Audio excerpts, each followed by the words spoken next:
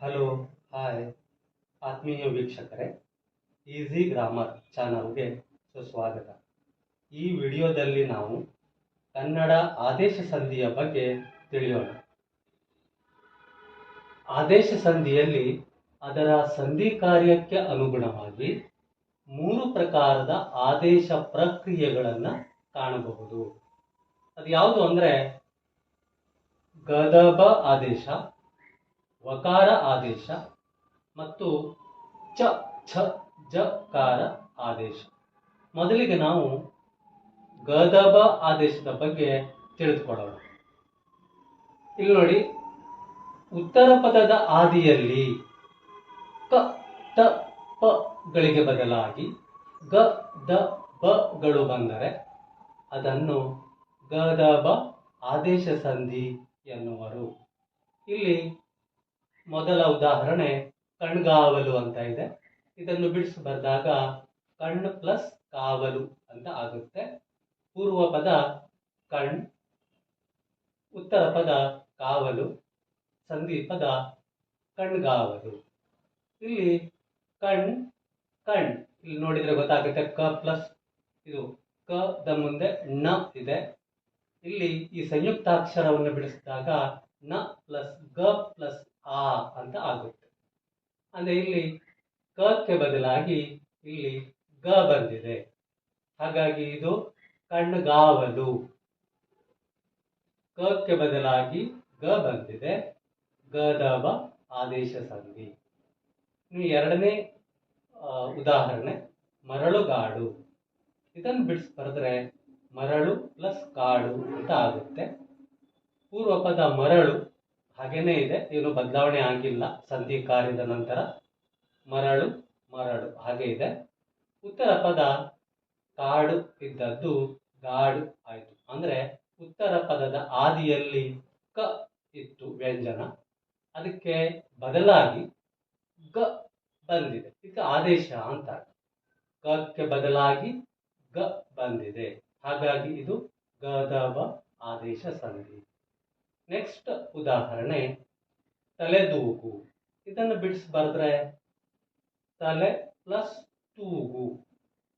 ಇಲ್ಲಿ ಏನಾಯ್ತು, ಸಂಧಿ ಕಾರ್ಯದ ನಂತರ ಏನಾಯ್ತು, ತಲೆದೂಗು ಆಯ್ತು. ಅಂದ್ರೆ ಇಲ್ಲಿ ತೂಗು ಇದ್ದದ್ದು ಇಲ್ಲಿ ದೂಗು ಆಗಿದೆ. ಅಂದ್ರೆ ತಕ್ಕೆ ಬದಲಾಗಿ ದ ಬಂದಿದೆ, ಹಾಗಾಗಿ ಇದು ಗದಬ ಆದೇಶ ಸಂಧಿ. ನೆಕ್ಸ್ಟ್ ಉದಾಹರಣೆ ಹುಲಿದೊಗಲು. ಇದನ್ನು ಬಿಡಿಸಿ ಬರೆದ್ರೆ ಹುಲಿ ಪ್ಲಸ್ ತೊಗಲು. ತೊಗಲು ಅಂದ್ರೆ ಚರ್ಮ. ಇಲ್ಲಿ ಸಂಧಿ ಕಾರ್ಯದಲ್ಲಿ ಏನಾಗಿದೆ, ಹುಲಿ ಹುಲಿ. ಪೂರ್ವ ಪದ ಹಾಗೆ ಇದೆ, ಏನು ಬದಲಾವಣೆ ಆಗಿಲ್ಲ. ಉತ್ತರ ಪದದ ಆದಿಯಲ್ಲಿ ಅಂದ್ರೆ ಮೊದಲಲ್ಲಿ ತ ಇತ್ತು, ತ ಪ್ಲಸ್ ಓ ತೋ. ಇಲ್ಲಿ ದ ಪ್ಲಸ್ ಓ ದೋ ಅಂದ್ರೆ ತಕ್ಕೆ ಬದಲಾಗಿ ದ ಬಂದಿದೆ, ಹಾಗಾಗಿ ಇದು ಗದಬ ಆದೇಶ ಸಂಧಿ. ನೆಕ್ಸ್ಟ್ ಉದಾಹರಣೆ ಬೆಂಬತ್ತು. ಇದನ್ನು ಬಿಡಿಸಿ ಬರೆದಾಗ ಬೆನ್ ಪ್ಲಸ್ ಪತ್ತು ಅಂತ ಆಗುತ್ತೆ. ಇಲ್ಲಿ ಅಂದ್ರೆ ಬೆನ್ನಟ್ಟಿ ಹೋಗು ಅಂತ ಅರ್ಥ ಆಗುತ್ತೆ. ಇಲ್ಲಿ ಪತ್ತು ಇದ್ದದ್ದು ಬತ್ತು ಆಯ್ತು. ಅಂದ್ರೆ ಪಕ್ಕೆ ಬದಲಾಗಿ ಬ ವ್ಯಂಜನ ಬಂದಿದೆ. ಇವೆಲ್ಲವೂ ಕೂಡ ವ್ಯಂಜನಗಳು, ಪಕ್ಕೆ ಬದಲಾಗಿ ಬ ಬಂದಿದೆ, ಹಾಗಾಗಿ ಇದು ಗದಬ ಆದೇಶ ಸಂಧಿ. ನೆಕ್ಸ್ಟ್ ಉದಾಹರಣೆ ಸುಖಬಡು. ಇದನ್ನು ಬಿಡಿಸಿ ಬರೆದಾಗ ಸುಖ ಪ್ಲಸ್ ಬಡು, ಸುಖಬಡು ಅಂತ ಆಗುತ್ತೆ. ಇಲ್ಲಿ ಪೂರ್ವ ಪದ ಹಾಗೇನೇ ಇದೆ, ಸುಖ ಸುಖ, ಏನು ಬದಲಾವಣೆ ಆಗಿಲ್ಲ. ಉತ್ತರ ಪದದ ಆದಿಯಲ್ಲಿ ಪ ಇದ್ದದ್ದು ಇಲ್ಲಿ ಬ ಬಂದಿದೆ, ಅಂದ್ರೆ ಪಕ್ಕೆ ಬದಲಾಗಿ ಬ ಬಂದಿದೆ, ಹಾಗಾಗಿ ಇದು ಗದಬ ಆದೇಶ ಸಂಧಿ. ಇಲ್ಲಿ ನಿಯಮ ಏನು ಹೇಳುತ್ತೆ, ಕಕ್ಕೆ ಬದಲಾಗಿ ಗ ಬರಬೇಕು, ತಕ್ಕೆ ಬದಲಾಗಿ ದ ಬರಬೇಕು ಮತ್ತು ಪಕ್ಕೆ ಬದಲಾಗಿ ಬ ಬರಬೇಕು. ಅದನ್ನೇ ನಾವೇನೆ ಅಂತ ಕರಿತೀವಿ, ಗದಬ ಆದೇಶ ಸಂಧಿ ಅಂತ ಕರಿತೀವಿ. ಓಕೆ, ಆದೇಶ ಸಂಧಿಯ ಪದಗಳನ್ನು ಸಮಾಸ ಪದಗಳನ್ನಾಗಿಯೂ ಬಿಡಿಸಬಹುದು. ಇಲ್ಲೇನು ಕಣ್ಗಾವಲು, ಮರಳುಗಾಡು, ತಲೆದೂಗು, ಹುಲಿದೊಗಲು, ಬೆಂಬತ್ತು, ಸುಖಬೆಡು ಅಂತ ಏನು ಈ ಸಂಧಿ ಪದಗಳಿವೆ, ಆದೇಶ ಸಂಧಿಯ ಪದಗಳು, ಇವುಗಳನ್ನು ಸಮಾಸ ಪ್ರಕ್ರಿಯೆಯಲ್ಲಿಯೂ ಕೂಡ ಸಮಾಸಗಳನ್ನಾಗಿ ಬಿಡಿಸಿ ಬರೀಬಹುದು. ಅದನ್ನು ನಾವು ಸಮಾಸಗಳು ಅನ್ನುವ ಟಾಪಿಕ್ನಲ್ಲಿ ನೋಡೋಣ. ಈಗ ನೆಕ್ಸ್ಟ್ ಆದೇಶ ಪ್ರಕ್ರಿಯೆ ವಕಾರ ಆದೇಶ ಹೇಗಾಗುತ್ತೆ ಅಂತ ನೋಡೋಣ.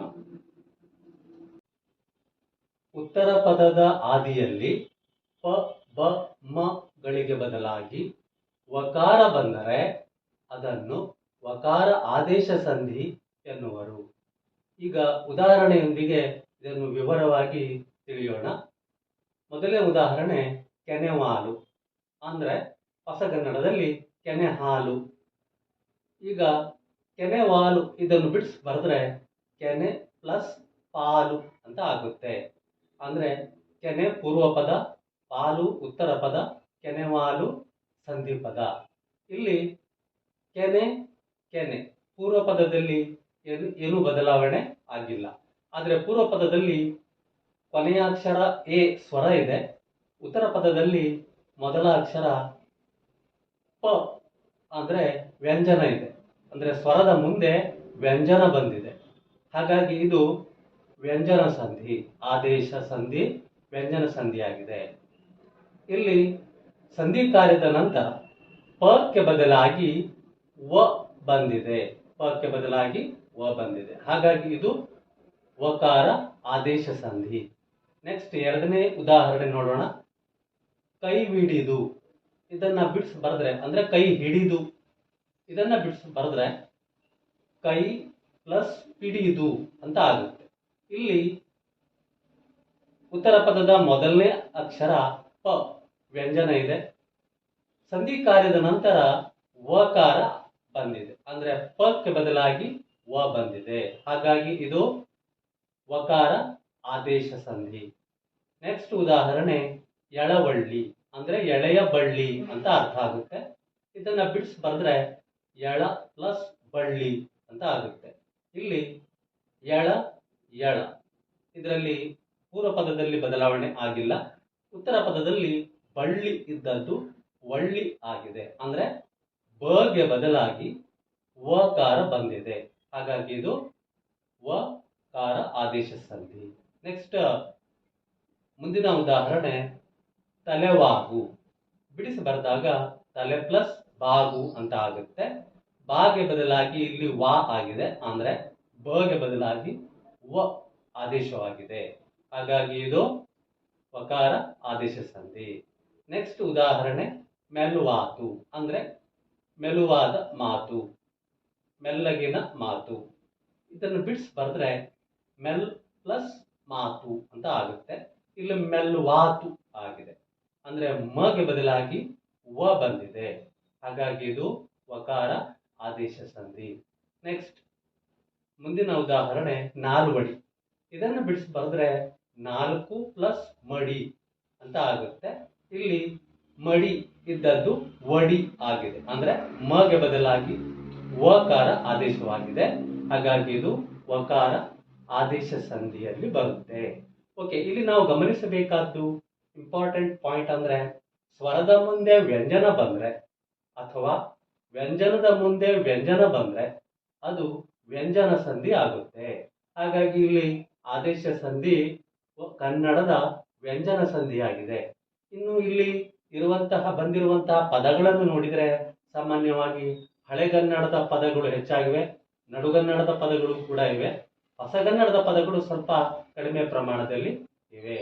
ಓಕೆ, ನೆಕ್ಸ್ಟ್ ನಾವು ಇನ್ನೊಂದು ಆದೇಶ ಪ್ರಕ್ರಿಯೆ ಚ ಛ ಜ ಕಾರ ಆದೇಶ ಪ್ರಕ್ರಿಯೆ, ಅದನ್ನು ನೋಡೋಣ.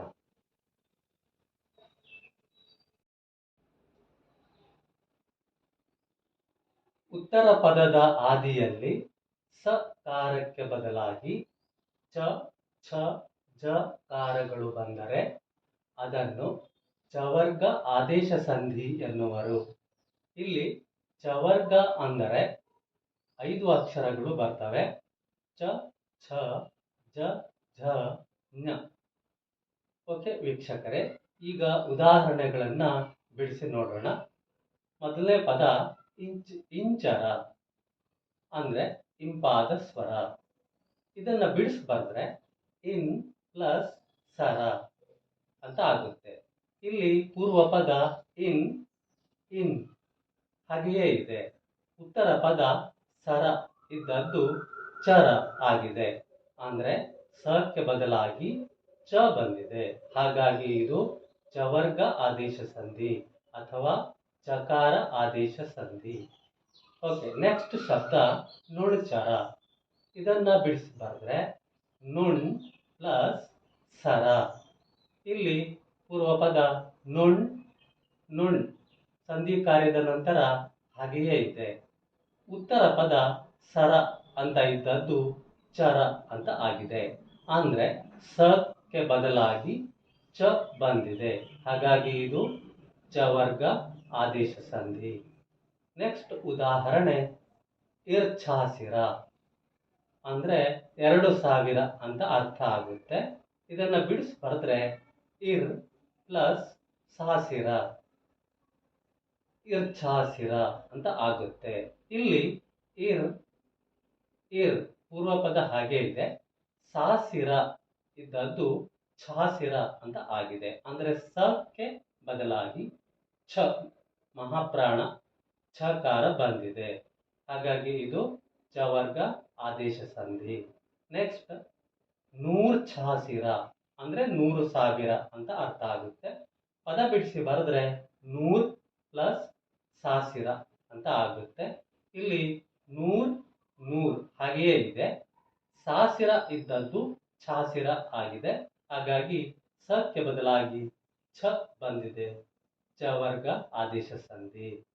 ನೆಕ್ಸ್ಟ್ ಪದ ಹಿಂಜರಿ ಅಂದ್ರೆ ಹಿಂದಕ್ಕೆ ಸರಿ ಅಂತ ಆಗುತ್ತೆ. ಇದನ್ನು ಬಿಡಿಸಿ ಬರೆದ್ರೆ ಹಿನ್ ಪ್ಲಸ್ ಸರಿ ಅಂತ ಆಗುತ್ತೆ. ಪೂರ್ವ ಪದ ಹಿನ್ ಹಿನ್ ಹಾಗೇನೆ ಇದೆ, ಬದಲಾವಣೆ ಆಗಿಲ್ಲ. ಉತ್ತರ ಪದ ಸರಿ ಇದ್ದದ್ದು ಜರಿ ಅಂತ ಆಗಿದೆ. ಅಂದ್ರೆ ಸಕ್ಕೆ ಬದಲಾಗಿ ಜ ಬಂದಿದೆ. ಹಾಗಾಗಿ ಇದು ಜಕಾರ ಆದೇಶ ಸಂಧಿ ಅಥವಾ ಚವರ್ಗ ಆದೇಶ ಸಂಧಿ. ನೆಕ್ಸ್ಟ್ ಪದ ಮುಂಜರಗು. ಇದನ್ನು ಬಿಡಿಸಿ ಬರೆದ್ರೆ ಮುನ್ ಪ್ಲಸ್ ಸೆರಗು ಅಂತ ಆಗುತ್ತೆ. ಇಲ್ಲಿ ಪೂರ್ವ ಪದ ಮುನ್ ಮುನ್ ಹಾಗೇನೆ ಇದೆ, ಬದಲಾವಣೆ ಆಗಿಲ್ಲ. ಇಲ್ಲಿ ಸೆರಗು ಇದ್ದದ್ದು ಜರಗು ಆಗಿದೆ. ಅಂದ್ರೆ ಸಕ್ಕೆ ಬದಲಾಗಿ ಜ ಕಾರ ಬಂದಿದೆ, ಆದೇಶವಾಗಿ ಬಂದಿದೆ. ಹಾಗಾಗಿ ಇದು ಚವರ್ಗ ಆದೇಶ ಸಂಧಿ. ಓಕೆ ಸ್ನೇಹಿತರೆ, ಈ ವಿಡಿಯೋದಲ್ಲಿ ನಾವು ಆದೇಶ ಸಂಧಿಯ ಬಗ್ಗೆ ಅಂದರೆ ಕನ್ನಡದ ವ್ಯಂಜನ ಸಂಧಿಯ ಬಗ್ಗೆ ವಿವರವಾಗಿ ತಿಳ್ಕೊಂಡ್ವಿ.